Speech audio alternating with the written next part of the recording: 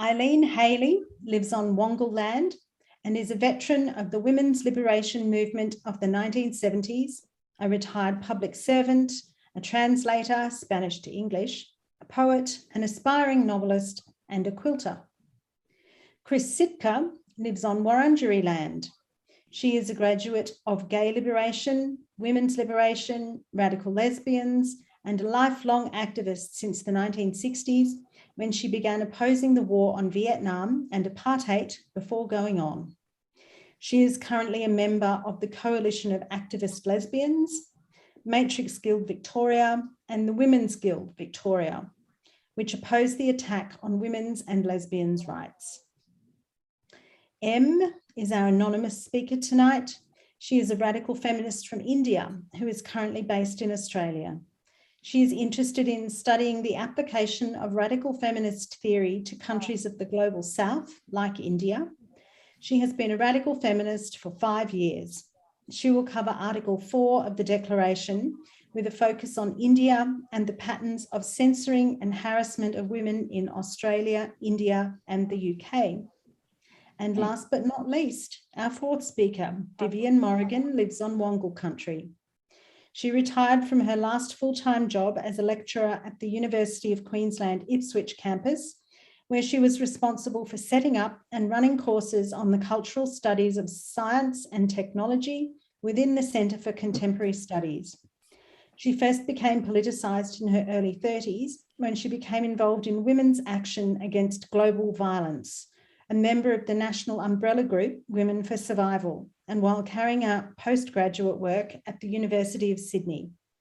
Soon after, she was elected the first women's officer for their postgrad association. It was during this time that she committed herself to a lesbian feminist identity, which she has maintained passionately and proudly since.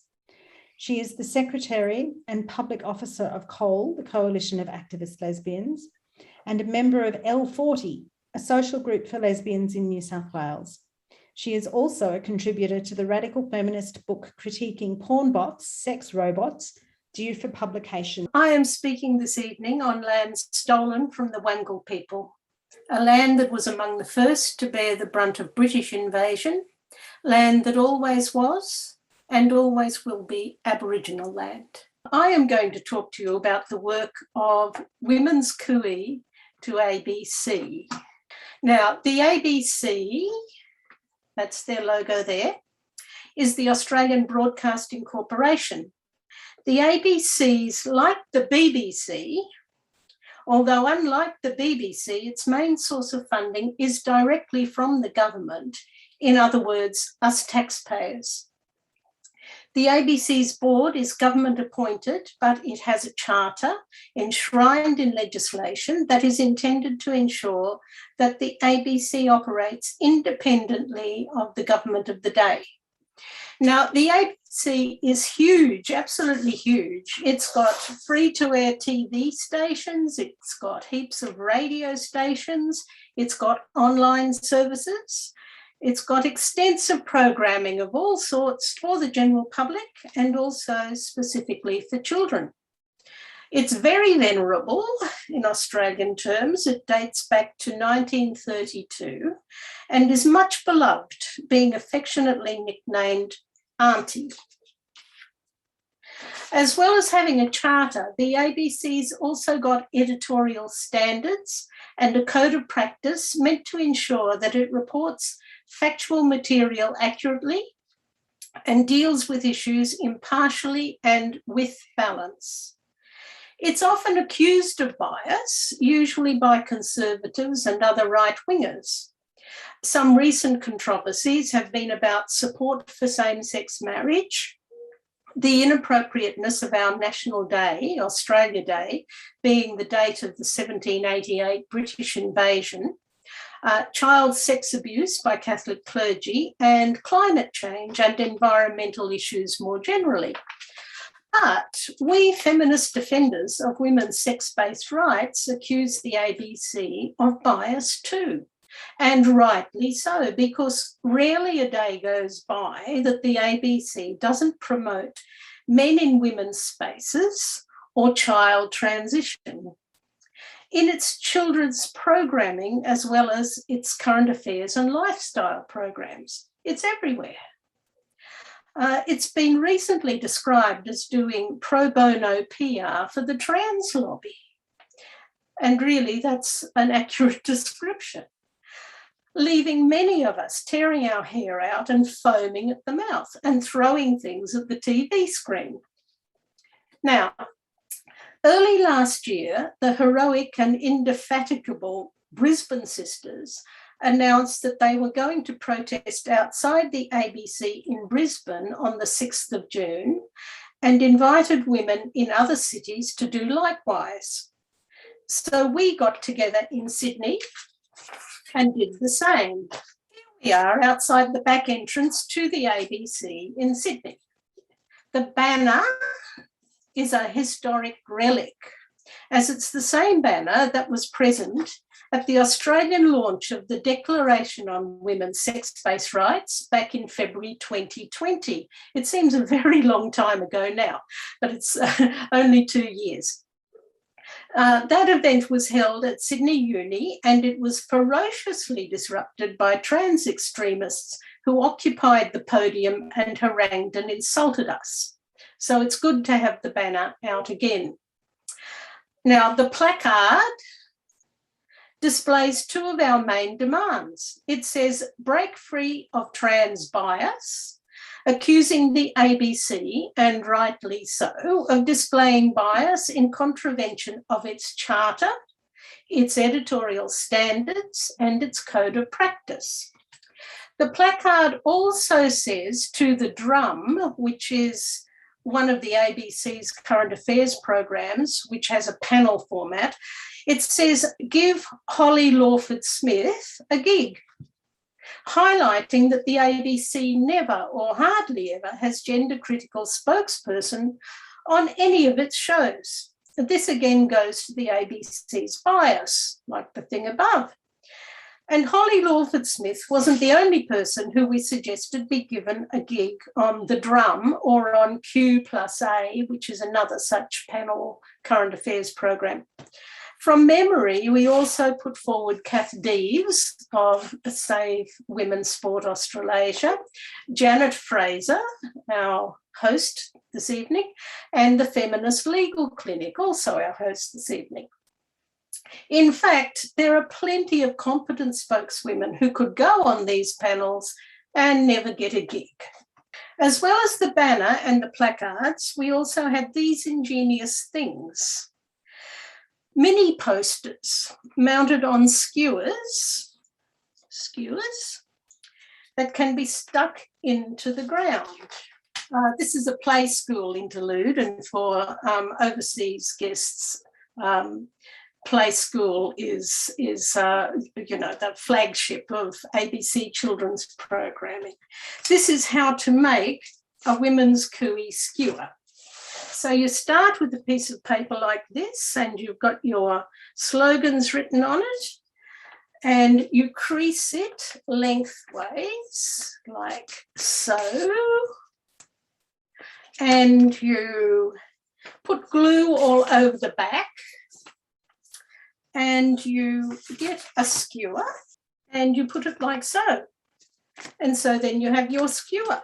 And here is one that I prepared earlier that might be taken as an allusion to Nigella Lawson or to Sylvia's Italian Table, an ABC cookery show of which there are many as well.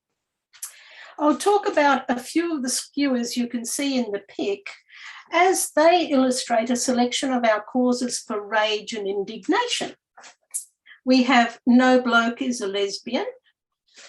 The ABC has a half-hour program called You Can't Ask That, which features a group of people who are marginalised or a minority in some way, who answer written questions sourced from the public.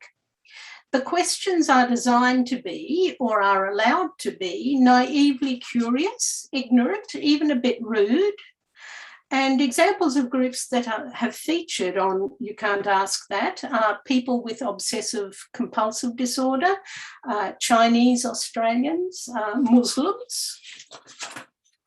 So one of the episodes was about lesbians. And they had a panel of 9 lesbians answering the questions. And lo and behold, one of the lesbians in inverted commas, was a bloke. A bloke who talked about how he's still got a penis and gets pleasure from it. Talk about insulting and infuriating. Another skewer, cover the women's resistance.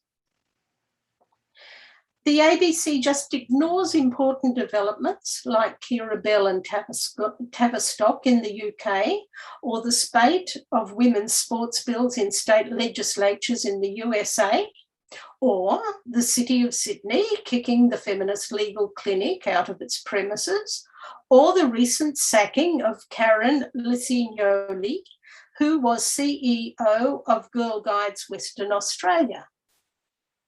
She was CEO for a week until she raised issues about having boys sleeping in the same tent as girls.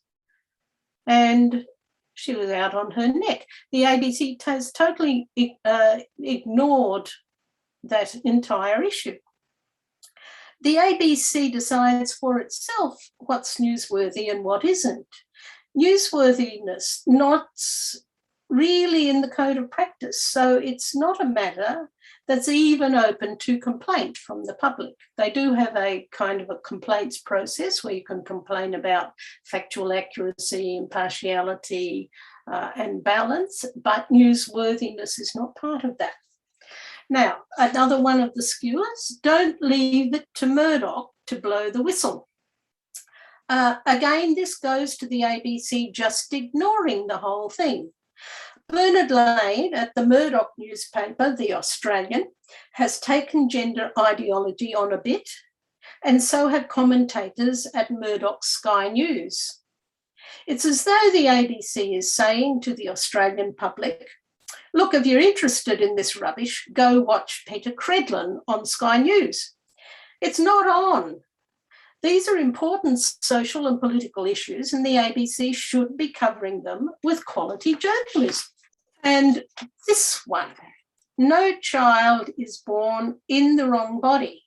Now, the pic here is of Michelle Telfer, who is the head of the gender service at the Royal Children's Hospital, Melbourne. She is Australia's queen of the puberty blockers, and she is an absolute golden girl at the ABC. It's amazing, it's ridiculous, it's even a bit weird. She's been the star of 3 ABC broadcasts, one on the current affairs program Four Corners in 2014, another on the human interest program Australian Story in May last year, and the third a segment of Media Watch in September last year. And just as an aside, Posy Parker has a very funny send-up of the Australian Story program online, with extra hilarity from Posy's attempt at an Australian accent. Inspired by this first action of ours, we planned another for July, still talking 2021 here, but we had to cancel because of COVID. Our second action was eventually held on the 30th of October last year, and we got our act together a bit more. We prepared a leaflet. Oops, wrong leaflet. Here we are. This is the leaflet in which we presented ourselves as left-leaning feminist women and outlined a lot of our concerns. More of our concerns.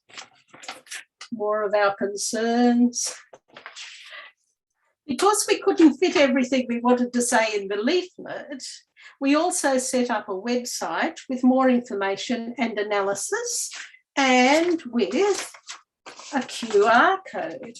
I thought that was very, very up to date, very, 21st century. Can you see the QR code? Where did I get the QR? There it is, the QR code on the leaflet to direct people to the website. On the website, we highlight that we do support our ABC as a publicly funded broadcaster and support adequate funding for the ABC. Now, that's because we're keen to differentiate ourselves from right-wingers who are forever calling for the ABC to be privatised or defunded.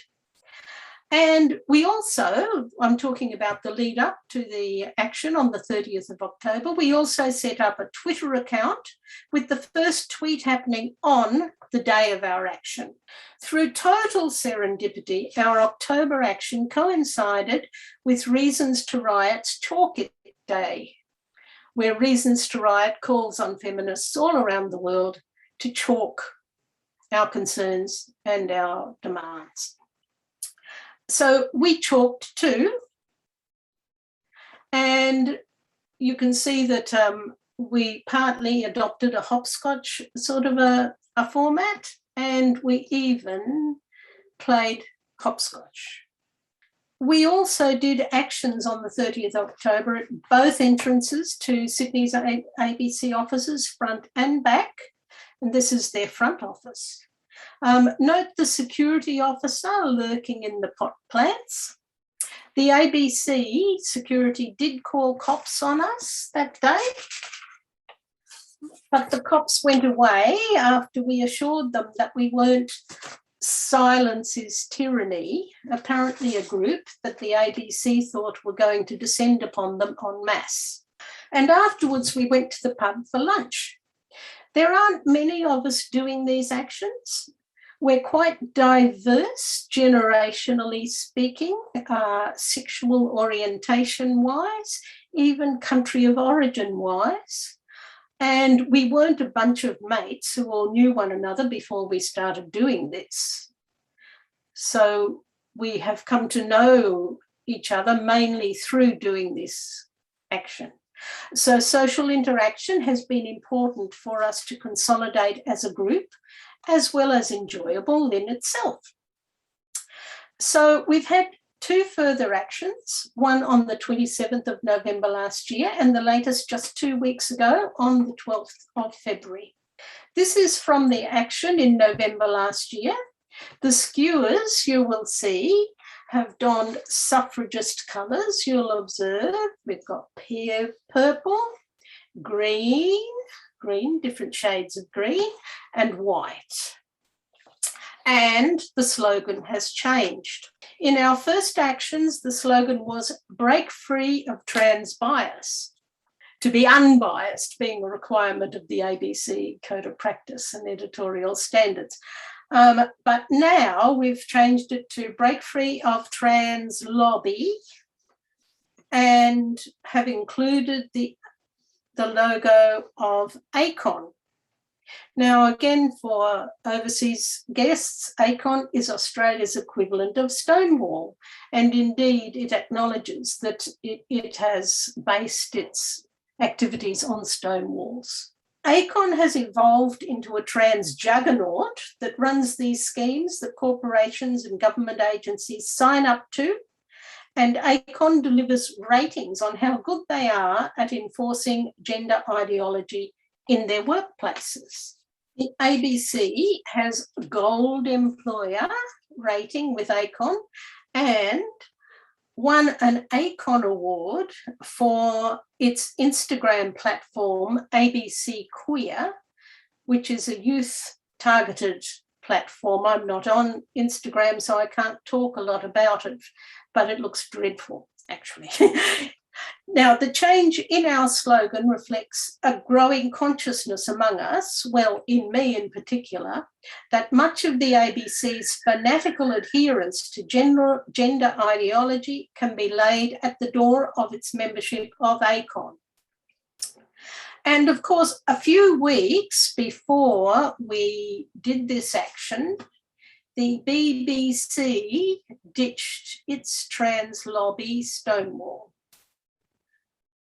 And we reference that on the skewers, as you can see, the idea being that if the BBC ditched its trans lobby, the ABC could do the same.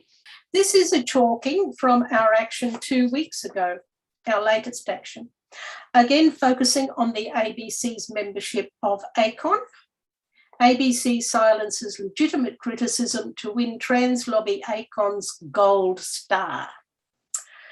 A feature of our chalking this time was that a number of the texts we chalked were based on suggestions from members of gender-critical Facebook groups, and this is one such. We're a tiny group. There are lots of reasons why more people can't join the actions, but there are a lot of people who do support us and wish us well, and this is a way they can take part. So we asked them to suggest slogans for us. Our actions have been held at the weekend because some of us can't make it during the week. So there hasn't been a lot of contact with the public, just because there's not a lot of people going back and forth around the ABC offices at the weekend. But we have had some interactions, some hostile and some, as in this case, sympathetic. I wouldn't say we've been successful. We haven't changed ABC content or mobilised thousands of people to clamour at the ABC's door for change, but street action is a good thing to have in our repertoire of activism. By we, I mean us, defenders of women's sex-based rights. And this has been our modest contribution so far. So more or less in conclusion, the ABC is taxpayer funded. The ABC has an obligation to independence, integrity, responsibility, factual accuracy, and impartiality. It's simply not living up to those obligations as regards women and children.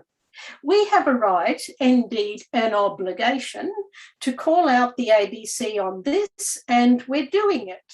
So Articles 4 and 5 of the Declaration assert women's right to association and expression.